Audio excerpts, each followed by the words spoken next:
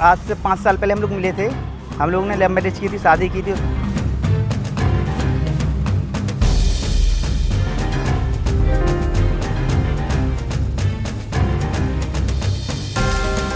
उसके बाद नौकरी लेखपाल का सिलेक्शन होने पे आ गया, तो हमसे कह रही कि हमें कोई मतलब नहीं है आपसे।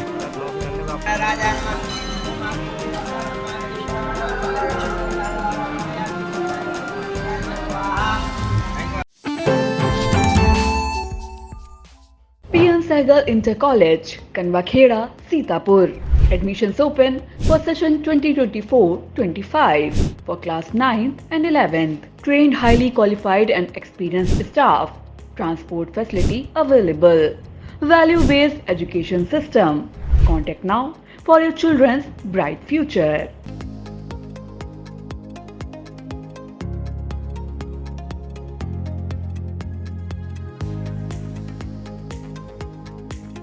नमस्कार, आप देख रहे हैं आई इंडिया और मैं हूं डॉक्टर पंकज सिंह गौर। ज्योति मौर्य केस की तरह झांसी में लेखपाल बनते ही पत्नी ने पति को पहचानने से इनकार कर दिया। पति से हुई शादी को भी पत्नी ने अवैध करार दे दिया। आज एक लड़की के लिए लेखपाल के नवनियुक्त का प्रमाण पत्र मिलना सबसे बड़ी खुशी का कारण बना। वहीं एक लड़के के लिए लेखपाल नवनियुक्त का प्रमाण पत्र मिलना सबसे बड़ा धोखे की वजह बन गई। जी हां, 5 वर्ष पूर्व प्यार में पागल हुए प्रेमी जोड़ों ने समाज और परिवार का तिरस्कार कर लव मैरिज कर ली और पति पत्नी बनकर रहने लगे। बाद में परिजनों ने दोनों को स्वीकार कर लिया, लेकिन अब पत्नी की सरकारी नौकरी लग जाने पर पत्नी ने पति को ही नकार दिया। कुछ दिन पहले ज्योति मौर्य एसडीएम प्रकरण सामने आया था, जहां पति ने अपनी पत्नी को पढ़ाकर अधिकारी बनवाया था और अफसर बनते ही पत्नी के तेवर बदल गए थे। ऐसे मामलों में पत्नी अपने पति को छोड़ देती है, तो कहीं प्रेमी ने अपनी प्रेमिका को पढ़ा लिखाकर अधिकारी बनवाया तो प्रेमिका भी प्रेमी का साथ छोड़ गई। कुछ ऐसे ही नज़ारा झांसी में देखने को मिला। झांसी में एक पति ने बताया कि उसकी पत्नी लेखपाल बन गई तो उसने घर छोड़ दिया और बातचीत करना बंद कर दिया है। पति ने कहा कि मैं कारपेंटर हूं। यह बात पत्नी को खल रही है और इसलिए ही उसने लव मैरिज के 2 साल बाद मुझे छोड़ दिया है। झांसी कलेक्ट्रेट में बने सभागार में नवनियुक्त लेखपालों को जिला अधिकारी नियुक्त पत्र बांट रहे थे। वहीं सभागार के बाहर एक पति अपनी पत्नी का इंतजार इसलिए कर रहा था क्योंकि उसकी पत्नी लेखपाल बन गई थी और पति अपनी लेखपाल पत्नी के हाथों में प्रमाण पत्र देखना चाह रहा था।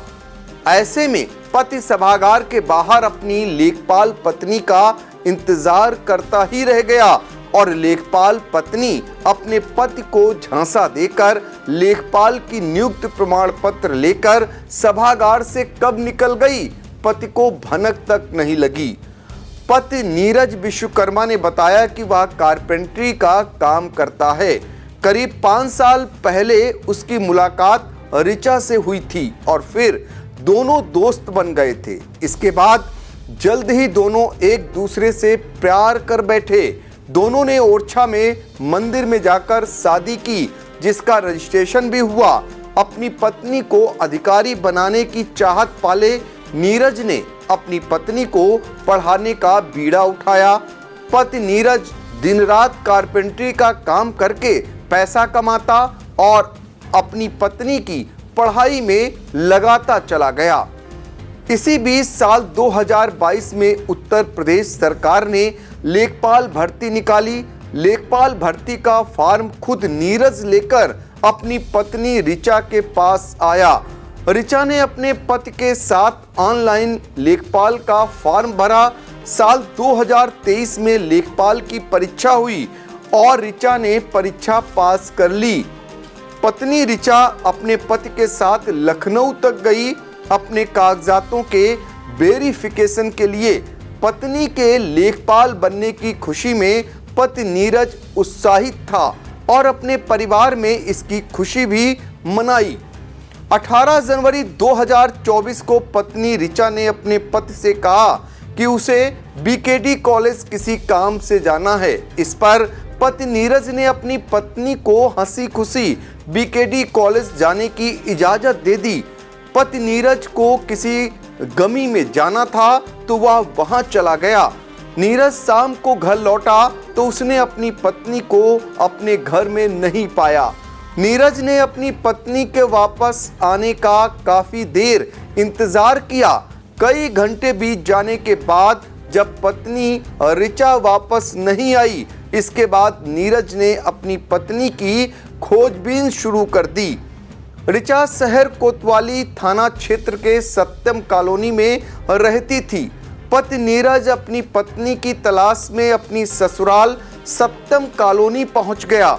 ऋचा के माता पिता ने ऋचा के घर पर न होने की बात कहकर नीरज को वापस कर दिया। किसी भी अनहोनी की आशंका के चलते पति नीरज ने अपनी पत्नी के संदिग्ध हाल में लापता होने की जानकारी पुलिस को दी। पुलिस ने कुछ घंटे की पड़ताल के बाद ऋचा का पता लगा लिया।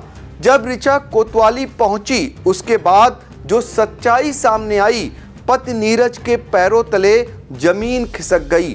पत्नी ऋचा को लगा कि अब वह लेखपाल बन गई है और उसका पति कारपेंटरी का काम करता है। ऐसे में मेल नहीं खा रहा है।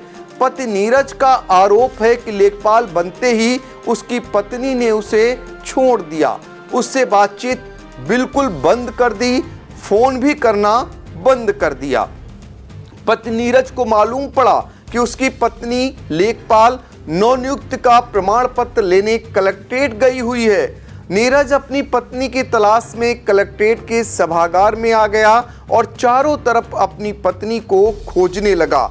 सभागार के जिस मुख्य गेट से नीरज अपनी पत्नी का इंतजार कर रहा था, पत्नी ऋचा उस मुख्य गेट से न निकलकर अपने पति को चकमा देकर बैक डोर से चली गई।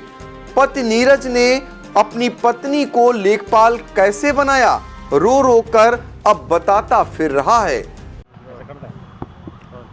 नाम है आपका? मेरा नाम नीरज विश्वकर्मा है। मेरी धर्मपत्नी का नाम है ऋचा सोनी विश्वकर्मा। अच्छा, क्या है मामला पूरा? मेरा मामला ये है कि आज से 5 साल पहले हम लोग मिले थे। हम लोग ने लव मैरिज की थी, शादी की थी। उस बाकायदा हमारा सेक्शन 9 के पर मुकदमे के पेपर हैं, बाकायदा सब कुछ है। हमारी पत्नी कहती है कि हमें कोई शादी नहीं हुई है। उसके बाद नौकरी लेखपाल का सिलेक्शन होने पे आ गया तो हमसे कह रही कि हमें कोई मतलब नहीं है आपसे। मतलब नौकरी लगने पे आपको छोड़ दिया? हाँ, नौकरी लगने पे हमें छोड़ दिया। कब से? हैं 18 जनवरी की बात है। 18 जनवरी से जब हम साथ नहीं रह रही हैं। 2024 से? हाँ, 2024 से। उनको लेखपाल की नौकरी नियुक्ति पत्र कब मिला? जी आज मिला, पहले भी मिलना था तो जब कैंसिल हो गया था, जो आज मिला तो आज मिल गया होगा। मैंने किस तहसील में है जी? नई तहसील में है, झांसी? झांसी नई तहसील। अब क्या रही? हम जी अब कुछ कह नहीं रही है अच्छा, ना। ये हमारा फैमिली कोर्ट में मुकदमा चल रहा है, मेरा तारीख पे आ रही ना कुछ आ रही हैं ये। अब क्या चाह रहे थे? हम ये चाह रहे हैं कि हम आराम से आ जाएं घर पे और आराम से रहें। बहुत परेशान हैं हम, बहुत ज़्यादा। ऋचा के परिजनों का कहना है कि नीरज उसे परेशान कर रहा है। वहीं इस बाबत ऋचा के परिजनों का कहना है कि उसकी बेटी की शादी नहीं हुई है। नीरज उसकी बेटी को परेशान कर रहा है। वहीं नीरज ने बताया कि उसकी शादी ऋचा से ओरछा में हुई थी। इसके सारे प्रमाण उसके पास मौजूद हैं। शादी की सारी रस्में, 7 फेरों के भी वीडियो नीरज के पास मौजूद हैं। अब नीरज अपनी लेखपाल पत्नी से रो कर गुहार लगा रहा है कि वह वापस अपने घर लौट आए और वह मीडिया से भी मांग कर रहा है और साक्ष्य के तौर पर 7 फेरे जो उसने लिया था ऋचा से, उसके वीडियो भी वायरल करता फिर रहा है।